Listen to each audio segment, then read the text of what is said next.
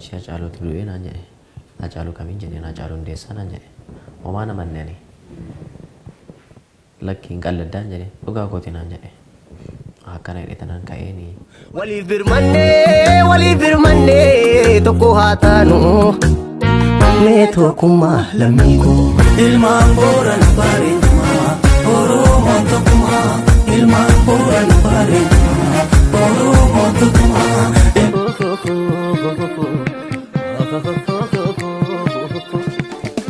Koloneeffattoonni addunyaa kana saba tokko koloneeffachuudhaaf saba tokko kiyyoo gabrummaa jalatti darbuudhaaf karooraa fi kaayoo mataa isaanii qabataniiti as ba'u.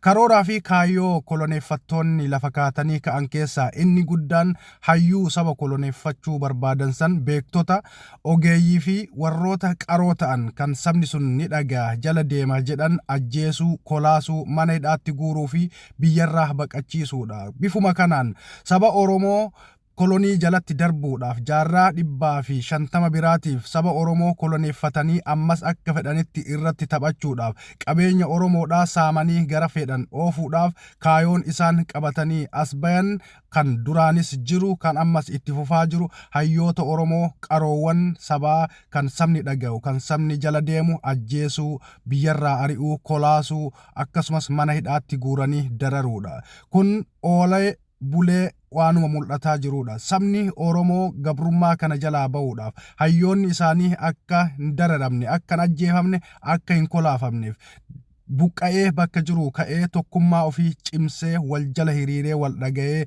tokkummaadhaan ka'uu qaba. Kan sababa malee miti kan fide. Hayyuu ajjeesuun, hayyuu kolaasuun, hayyuu hidhanii dararuun qabsoo sabaa yoomillee duubatti hin deebisu. Hayyuu ni ajjeesan, ni kolaasan, qabsoo garuu yoomillee kolaasuu hin danda'an. Qabsoon riphee ka'a. Qabsoo fi barbadaan ibiddaa tokko. Barbadaan ibiddaa daaraa jalatti dibamee yeroo daaraan irraa saaqamu ammas ni boba. Qabsoon Oromoos bifuma kanaan itti fufa. Hacaaluu ajjeesuudhaan qabsoo Oromoo hidhuun kolaasuun tasuma hin danda'amu. Jawaar hidhanii qabsoo sabaa balleessuun abadan waanuma hin danda'amne. Baqqala Garbaa, Shamsaddiin Xaahaa fi hayyoota Oromoo gurguddoo mana hidhaatti guuruudhaan qabsoo Oromoo kolaasuun qabsoo Oromoo duubatti deebisuun tasuma waan hin danda'amne. Kun daran qabsoon Oromoo akka finiinu qabsoon Oromoo bakkuma jirutti kulkulaa'ee barbadaa ta'ee akka onnee sabaa keessatti hafu sabni xiiqiidhaan akka jiraatu kan godhudha. Kana sababa malee hin jenne. Hacaaluu Hundeessaa erga ajjeesanii as qabsoon Oromoo bifa lafa jalaatiin finiinaa akka jiru waan tokko isin yaadachiisuu barbaadeeti. Viidiyoo hedduu garaana nyaate kan hedduu onnee keessa koo tuqe isiniif qabadhee dhiyaadhee jira. Gara viidiyoo kanattiin isin dabarsa. Ashamaa harka fuune ilmaan Oromoo eedila addunyaa kanarratti argamtan hundi keessan bakkuma jirtanitti nageenyi koo kan kabajaa isinaa dhaqqabuun isiniin jedha. An mootii miidiyaadha. Warroonni chaanaala kanaaf haaraa taatan subscribe gochuudhaan maatii keenyatti dabalamaa. Gara viidiyoottan isin dabarsan afaana. Deemsa karaa dheeraa fagoo eegalte miilli koo gara walloo dararre gara walloo taatee imalli koo nangeessa fi galaa isa qomoo nyaatu walloo boosirraa nafuu sinqaari anatu. Gaafa jalqabaa ganama masaa jechuudha. Ciisaan duraanii ganama masaa jechuudha. Abbaa kootu na kaasee riba. Achi Hacaaluutu du'ee naan jedhe. Hacaaluu kamiin jedheen Hacaaluu Hundeessaa naan jedhe. Homaa namanne ani. Lakkiin qalladaan jedhe dhugaa kooti naan jedhe. Akkana hidhe tanaan ka'eeni TV'n saaqee innaan ilaalu dhuguma. Hacaaluu hidhee riphee achirra jira. Achumaan jenne ina manne TV iyyuu argee homaa namanne. Kana uffata uffadhee tanan caammaa keewwadhee tanan ba'ee innaan boo lakkaa inni halkan ajjeesanii Hacaaluu jechuudha. Ganama dhaggeeffamanii. Kanaaf ganama ergan ka'ee gara lattan ba'ee innaan boo ijoolleen baay'ee jira goodaatti jechuudha. Maatiin kooyyuu waan jiru akka honkoo jechuudha. Abbaan koos ba'eera. Achi garuma aspaaltiitti hin ba'e karaa jechuudha. Karaarra naamboo achis nama baay'ee jira. Karaa cuccufamee jira. Ati umuriin kee yeroo sana waggaa 16? Umuriin koo waggaa 16 jechuudha. torba qabachuuf kan ture gaafamsan. Achi akkuma nama kamiyyuu ijoolleedha waan taateef fiigdee waan ta'aa jiru laaluuf baate jechuudha. Jechuun ani ina manni immoo ammayyuu nama nu erga du'eeyyuu ina manani erguma awwaalanii jechuudha. Achi erguma baanee ijoolleen garuma Finfinneetti jedhanii makiinaa qaqqabachaa gara Finfinneetti dhufne asitti jechuudha. Achi Finfinnees erga dhufnees waan baay'een nu mudate. Sirra maaltu qaqqabe gabaabamatti? Kiraanchiidhaan deemaa jirta. Gaafuma sana gaafuma awwaalcha Haacaaluu Hundeessaa jechuudha. Manuma isaan ture achuma safaratti hojjaa wayii hojjechaa turre yoo achi safaratti jechuudha ijoollee faana. Yaa humni waraanaan dhufanii poolisoota jechuudha. Achi yoo karaa gagallikkisaan hun jedhanii turanii erga dhufanii jechuudha. Gaafuma sana toon beekamiin yaa walakkaan seenee walakkaa hubattan dhaagaa. Gara meeqa dhaamte hin beektu garuu dhaamuu kee maal kee rukutame? Jilbaa olii sana. Inni dakaamoo jeessootu madeesse madaa sadii baadheen jira jechuudha. Madaan kun ammoo kushiin kun fayyiteetti asii kaasanii googaa jechuudha. Jalatti naa godhanii turanii inni somaa fayyuu didee amma yoon riifaraa laamboo achi deddeebi'aan jira. Amma miidhamni keessa sadarkaa maalirra jira siin jedhan? Baay'een ulfaata. Yaa doktoroonni akkana natti manitti baay'een ulfaata.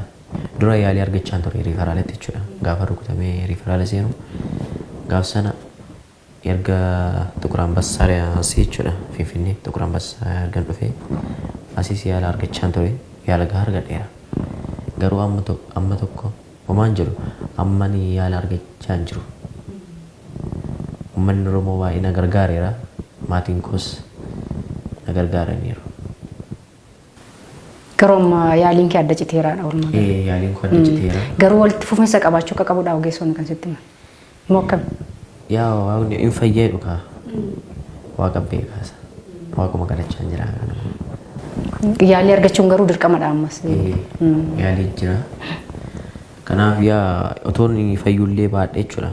Barumsa kootti cimee barachuun barbaada. Deemsa karaa dheeraa fagoo eegalte miilli koo gara walloo dararre gara walloo taatee imalli koo nangeessa fi galaa isa qomoo nyaatu walloo koo sirraa nafuu sinqaari anatu.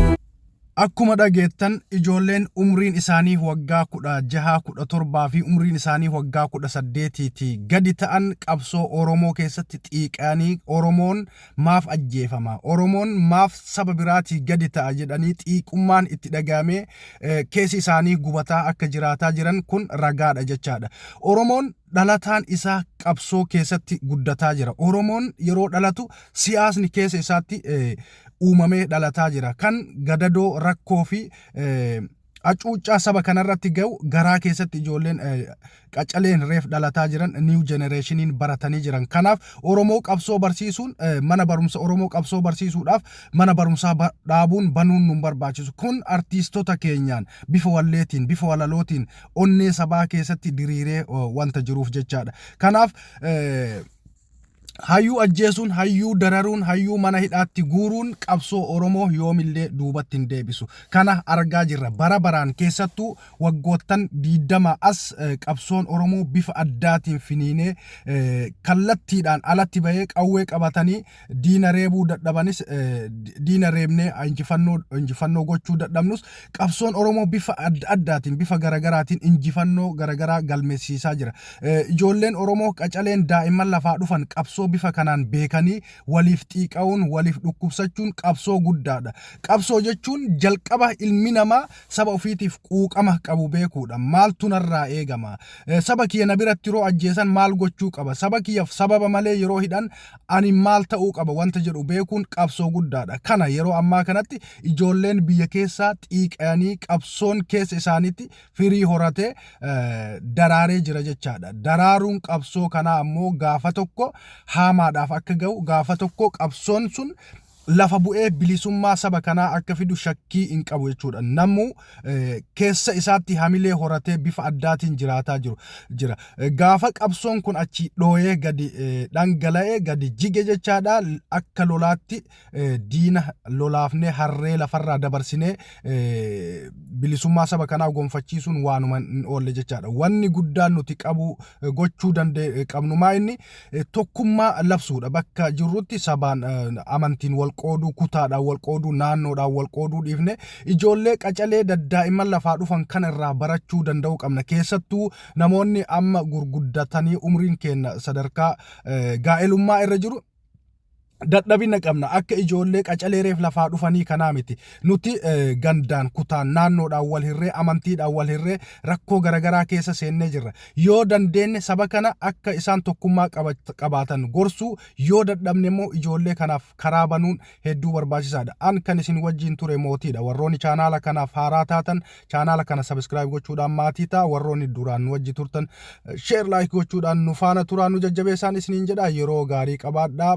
Horaa bulaa viidiyoo biraatiin walitti deebina. Hanga sittuu nagaa fayyaa keessanaaf jiraadhaan isiniin jedha. Jabaa caalu hiddi qilxuu muka